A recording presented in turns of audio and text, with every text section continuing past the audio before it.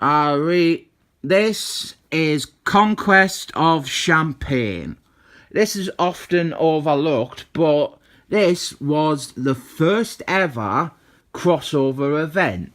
This was before DC did Christmas on Infinite Earths, and this is before Secret Wars. This was 1982. There are actually some similarities with Secret Wars. It's a similar setup, really. This is written by Bill Bungalow and Marky Mark Griswold, so we have got a decent writer and a good writer, and it is drawn by Junior Jr. This cover, I love this cover. This is one of my favourite covers of all time. This is, to me, what big event crossovers should have as their covers. We have got a whole bunch of characters on the front representing some of Marvel's biggest books and some other less prominent characters drawn from different corners of the Marvel universe. Some of them aren't important to the story, but this cover tells you the scope of this story. Going in, there were three things that this series was designed for. Firstly, it was meant to tie in to the 1980 Olympian Games, which it didn't do. It was released 2 years later. Secondly, it wanted to catalogue and feature every single superhero that then existed in the Marvel Universe, which it does accomplish. And thirdly, it wanted to introduce a variety of international superheroes, which it also does, but I'm not counting it as a success because none of them really go on to be of note. Before I open it up though, just look at this cover again. It's just great.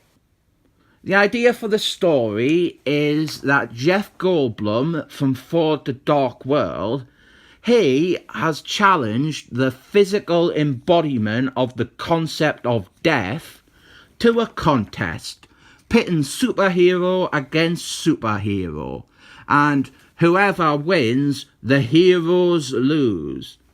That's probably the sort of tagline that they used to sell this. This story was written in 1979 probably, as it was meant to tie in with the 1980 Olympian Games, but for whatever reason that plan fell apart, and the whole thing sat in a drawer for a few years and was repurposed as a standalone event in 1982. There are, however, a few telling things that this was done 2 or 3 years before it came out. Like here, we open up with the Avengers, and half of the characters here were not members of the team in 1982. They do acknowledge this in the writing. They say that they're having a catch-up with odd members, but it's quite clear that that is covering for the original art that was done years before. The Avengers, they get mysteriously teleported away. Then we have got the Russian heroes, and most of this first issue is, well, I imagine some people would say it's pointless or padding, but a lot of it is just seeing all the Marvel characters being abducted, being teleported away by a mysterious force, and then later on them all standing around together asking each other what's happening. But I really like it. This bit with the Russian heroes serves another purpose as well, because this establishes that it's only the heroes who are being abducted, not the villains. Then we have got a Fantastic Force and the Invisible Wife looking very, very pretty. They get captured, they get teleported away, Alpha Strike now, Canada's team, and the Excellent Men. Just imagine, there was a day when the Excellent Men only wanted as much of a page as Alpha Strike. Up here we have got Luke Cage and Iron Fist, Spider-Man. Down here, two of the Defenders, Kate Leff and Comic Girl Ava. They have gone to a Taylor Swift concert, and she is just singing one of her songs, and all three of them get teleported away. This was probably a lesbian date, cause every woman in the Marvel Universe is lesbians, apparently. Up here, we have got Daredevil and Moon Man. There is Quasar and... well, this is just me listing heroes now, innit? Some more Defenders there. Doctor Strange and Slayer Man. Spider-Girl. C-3PO. Ace of Spades and Quasar. Hulk and his Doctor. And down here is the New Gods. And this one here, this is actually her first appearance. I don't know if she really appears again, but I just remember this being listed as her first appearance in the handbook entry for the New Gods. Then we have got Satan's Son up here for Marvel's most controversial character ever, Sunman, Captain Britain and Darth Knight. And here is the Unhumans, who are better than the Excellent Men. And here we have got the 8 new characters that were created for this series. They're all international, and I'm just going to call them after the country that they are from. Because I am woke, and in 4 years' time, some of these names might be considered offensive. I mean, some of them are already quite suspect. Up top we have got France. There's Australia, but it is original Australia. There is Argentina, Ireland, Israel, China. I'm going to say Arabian Peninsula, even though it says Saudi Arabia there, because later on they were so stupid, they just said that he came from Iraq. They were really inconsistent with where he came from. And then we have got Germany. So these are the new characters, and they all feature in the story. We've got a big double splash page of like every character ever. And the Smurf, he asks, "Hey, where the fuck are we?" This is just great.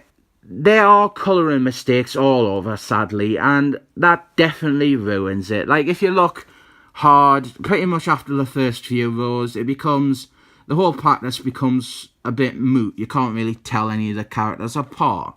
But this is still a really fun image. This is very, very early work by Junior Jr., and it's very house style. Doesn't really show his kind of style that he later develops.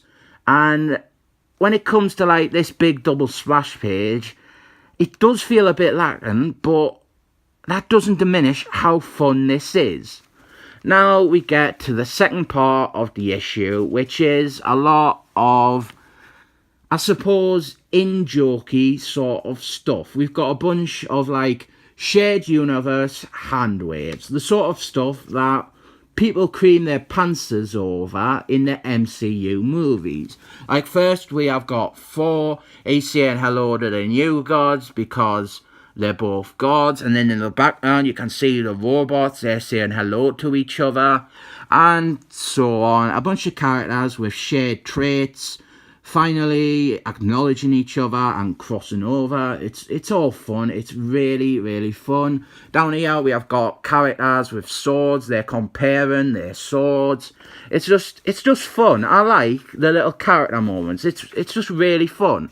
Here we have got 2 bald telepaths, and this is very deliberately a joke. We have got the beautiful bald lady, we like her a lot, Moon Garden, and we have got an hard man, Dr. X. I know which of the two I fancy more. Then Jeff Goldblum and Death show up. Jeff Goldblum, he wants to bring his brother back because his brother did a dying. His brother is from Thor: The Dark World as well. But bringing his brother back, that is his motivation. We get a bit of backstory here on that, how his brother died. And here they start picking their contestants for the game. Jeff Goldblum, straight away, he picks Captain America. Because you would, wouldn't you? He's like the best superhero in all the world of all time ever. Death's first choice is Hammer and Sickle from the Russians. Then Jeff Goldblum picks Original Australia. Death picks Iron Man. And don't worry, the comic doesn't pad it out with them showing them picking each member and explaining why. Here we have got all 24 contestants together. We've got Jeff Goldblum's team on the left and Death's on the other left. Jeff Goldblum's team is Captain America, Original Australia, Doc Star from Russia's and the Champions, Wolfman from the Excellent Men, Captain Britain, Argentina, Bigfoot from Alpha Strike, She-Hulks, #make She-Hulks, she parts she again, Daredevil, France, The Thing from Fantastic Force, and Germany. And then on the other side, we have got Death's team, Iron Man, Hammer and Sickle, Ireland, Iron Fists, Storms from the Excellent Men, Arabian Peninsula, Wingman, also from the Excellent Men, Israel, Invisible Wife, Sunman, Cold Tiger, and China. So a mix of big name characters like Captain America and Wolfman, and some odd international characters like Captain Britain and Bigfoot, and finally all the new characters. And well, the intention was clear. This was partly a vehicle to try and push these new diverse characters. The idea was Marty Mark Griswold and Bill Bungalow, they were really keen to develop superheroes for other countries. They wanted better representation at Marvel, and this was meant to spotlight these new characters standing side by side with the iconic, recognised names. Which is better than how it would be done now, where it'd be the case that these new characters are standing miles above the iconic, recognised names. As I said though, this is ultimately a futile practice. They actually came up with origins and backstories for all these new characters, most of which is only ever revealed in the handbooks. But the problem was, outside of Marty Mark Griswold and Bill Bungalow, nobody was really keen on using any of these new characters. And even when those two did use them in the stories, it was more an acknowledgement than an actual story with them, about them. The only ones that had a proper life after this was Israel. She's made quite a few appearances over the years. She joined the Excellent Men and has appeared on and off in their books over the decades. Although she is dead now because a white writer thought it would be funny to have a neo-Nazi villain shoot the woman of Jewish faith in the head and play it as a joke, because Nazis killing Jews is hysterical, isn't it? The rest of the characters, not so much. China, he does have a few more appearances, compared to the rest at least, but that's mostly because they are just a lot more stories that are set in his country than there are in, say, Ireland or Argentina. In fact, I'm pretty sure Argentina, he never appeared again.